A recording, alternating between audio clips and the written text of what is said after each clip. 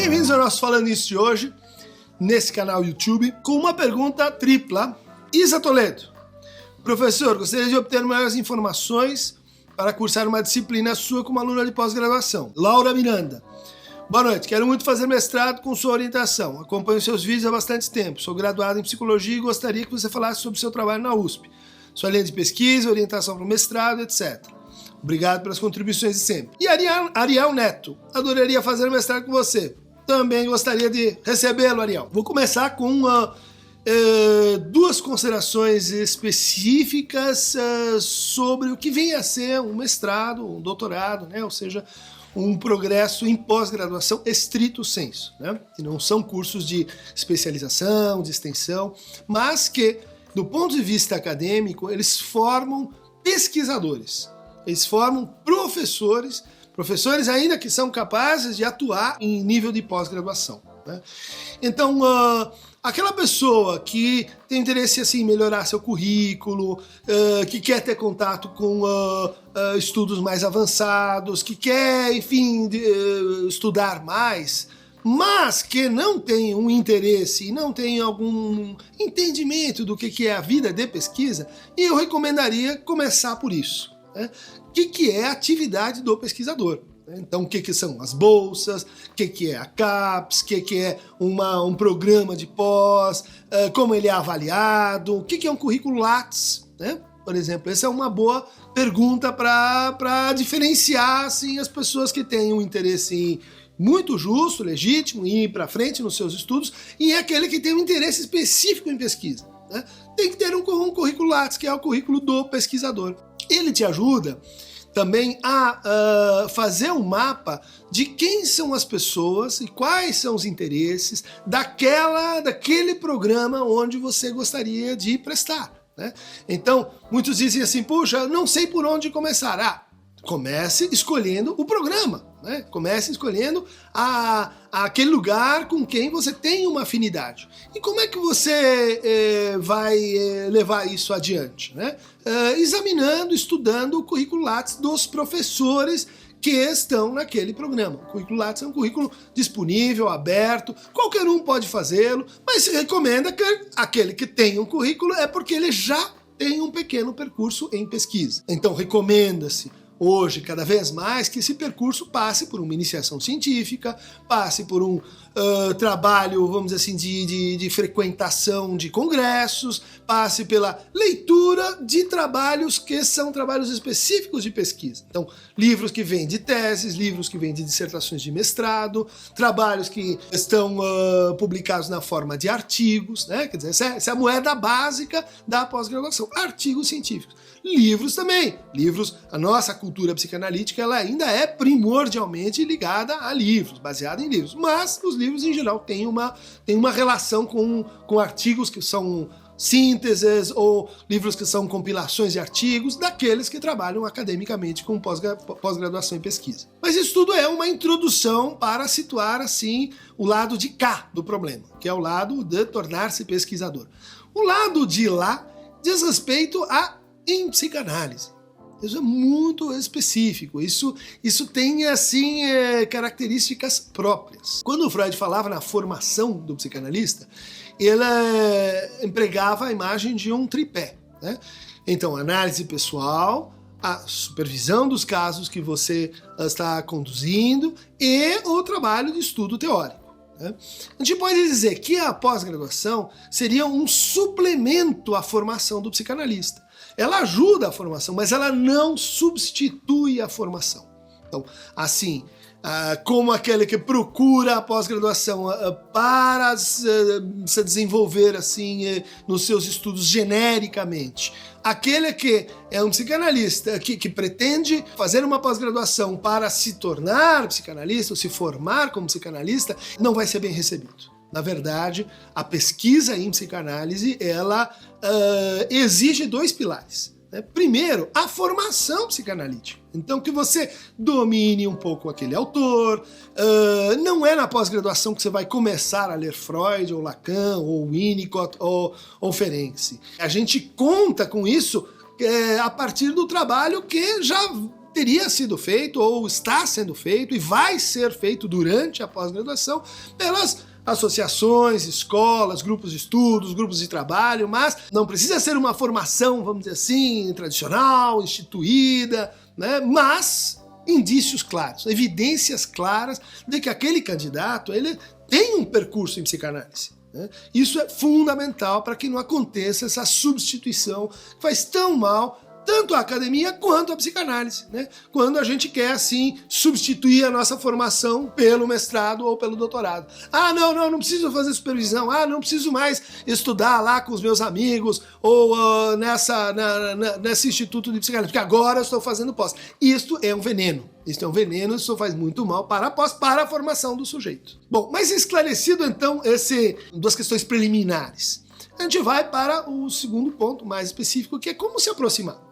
Uma imagem que a gente pode usar para limpar um pouco o terreno é a imagem assim de que, não imagine que você está se candidatando a uma seleção como é uma seleção da FUVEST, uma prova de nível, né?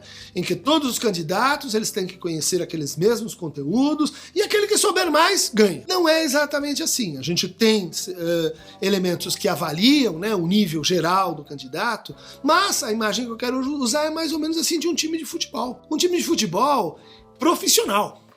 Então, muitas vezes, aquele candidato ele tem um ótimo potencial, mas nós já temos 3 laterais esquerdos e nenhum direito. Puxa, mas então esse naquela conformação, naquele grupo, ele acaba não sendo favorecido. Daí a importância fundamental de conhecer o lugar aonde você está prestando. Né? Mas eu tenho uma trajetória imensa em Jung, e eu sou o maior estudioso brasileiro em Jung, daí o sujeito presta naquela pós-graduação e não passa e fica consternado. Por quê? Porque naquela pós-graduação não tem ninguém que o oriente, não tem nenhum junguiano. Então procure a sua turma, procure aquele que está dialogando com os seus interesses. E aí imagine que é uma espécie de equação.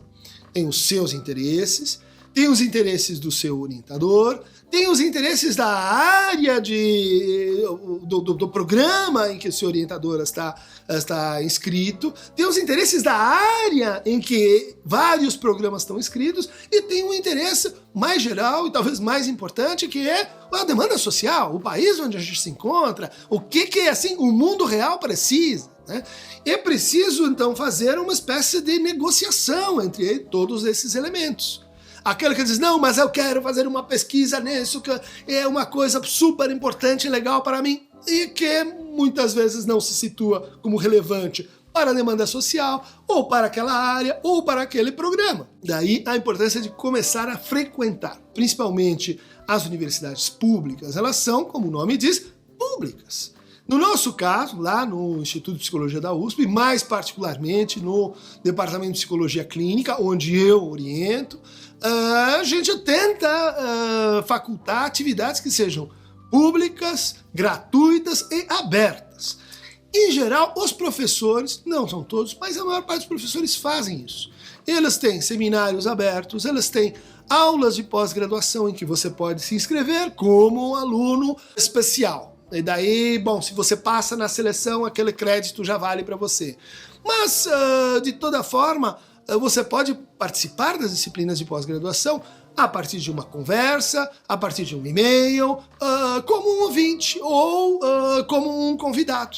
Isso é muito importante, porque aí você e seu orientador pretendido começam a ter assim uma impressão um do outro. Porque muito na pesquisa deriva de que você vai trabalhar junto com aquela pessoa e com aquele time. Né? Então é bom que exista uma afinidade, uma simpatia, que exista uma troca, um conhecimento mínimo prévio. Né? Alguns lugares exigem assim, um estágio naquele departamento para que a pessoa não se apresente como um incauto. Né? Não se apresente assim, olha, nunca vi você, estou aqui, estou prestando, sem ter nenhuma conversa anterior. Como é que o sujeito que está do lado de lá vai poder avaliar e dizer assim, esse vai jogar no meu time aqui, esse vai jogar no meio campo, esse vai jogar no ataque, esse vai ser goleiro? Não, é como alguém que chega para você e diz, olha, prazer, vim me casar com você. Não dá. Não dá, por mais simpático, elegante, a chance disso não dar certo é muito elevada. Então, existem dispositivos, existem práticas que a gente estimula, que a gente convida vocês, né? A universidade pública ela é aberta, né? Esse canal é parte desse processo, da gente conseguir mais contato com vocês, que muitas vezes sentem assim, intimidados, não, eu vou chegar lá, eu não vou entender, talvez, mas não entendeu aqui? Venha uma segunda vez. Tem atividades de vários níveis. Tem aulas da graduação que você pode frequentar para ver como é que é. Quem trabalha em pós-graduação está sempre falando, indo a um congresso, a um seminário, publicando. Essa é a nossa prática de vida, esse é o nosso cotidiano. E ele mantém, então, muitas janelas para as pessoas que querem se aproximar. É possível que depois de um tempo você vai evoluindo, uma vez que você mostra que você, assim, inclusive do ponto de vista funcional, você consegue vir à USP, você tem horários para isso, você tem tempo, você tem aquilo cabe na sua vida. Isso já é um teste para a sua atividade de pesquisa. A seleção, muita gente diz assim, puxa, mas são critérios obscuros, a gente não sabe direito o que vai contar, né? Não sabe direito, muitas vezes porque não está pondo em prática aquilo que a gente supõe no candidato, que é, qual é o nome da coisa que você quer fazer? Pesquisa. Então, você deve ser capaz de pesquisar do que é feita essa situação. Quem é o seu orientador? Qual é o seu programa? Você leu as coisas que seu orientador pretendido publicou? Você leu os trabalhos que ele orientou? Ou você vai fazer uma composição de ocasião, quer ver na hora, ele publicou sobre esse tema e propor um tema que para você é artificial, né? Ou seja, a pesquisa, a entrada na pós-graduação, ela não é o início da pesquisa. A pesquisa, sua atitude de pesquisa, ela já vem sendo formada, ela já vem acontecendo. É como se, depois que isso já amadureceu, a entrada ela se torna, assim, natural, ela se torna parte desse processo. Posso dizer assim, a gente não faz fila de espera, a gente não reserva vagas, a gente não favorece, não, esse aqui que é meu amigo, o outro não é, porque é uma composição para um time que tem que publicar, tem que entrar numa vida bastante sacrificada. Muito se fala hoje sobre a saúde mental na pós-graduação. Por quê? Porque é um sistema que exige bastante da pessoa, que exige de uma forma que a gente não está muito acostumado a doar, que exige criatividade, exige invenção, exige capacidade de se virar com a administração pública, que é extremamente assim burocrática, cheia de papéis, e a bolsa, e as várias seleções, e os prazos. Então, isso tudo vai se amadurecendo nesse processo de aproximação, né, de entrada no time, vamos dizer assim. Acho que fica aqui então a minha mensagem de que para a pós-graduação em psicanálise isso deve ser um momento então da formação analítica e um momento da atividade de formação mais geral, da formação como pensador, como escritor, como alguém que é um futuro professor, né, e que se conflui num determinado momento segundo um projeto, né, de trabalho coletivo. A pós-graduação é uma experiência coletiva, daí a importância de você conseguir ir entrando nessa comunidade. Sejam bem-vindos, convido vocês para o meu seminário, por exemplo, sobre a obra Jacques Lacan. Estão todos, enfim, convidados, é público, aberto, gratuito, quintas-feiras. E vamos conversando, gente. Venham, não se sintam assim tímidos. Um aspecto importante é que todas as informações sobre o processo seletivo, elas estão disponíveis no site do Instituto de Psicologia da USP. Então, clica lá, dá um Google, tem o site do Instituto, e daí clica nos diferentes departamentos, tem o processo seletivo para ingresso no mestrado, processo seletivo para ingresso no doutorado. Você, frequentando essa página, você já vai tomando uma medida do tamanho da encrenca. Mas não desista, vem assim mesmo. Esses links todos a gente vai colocar aqui no Aqueronta Movebo.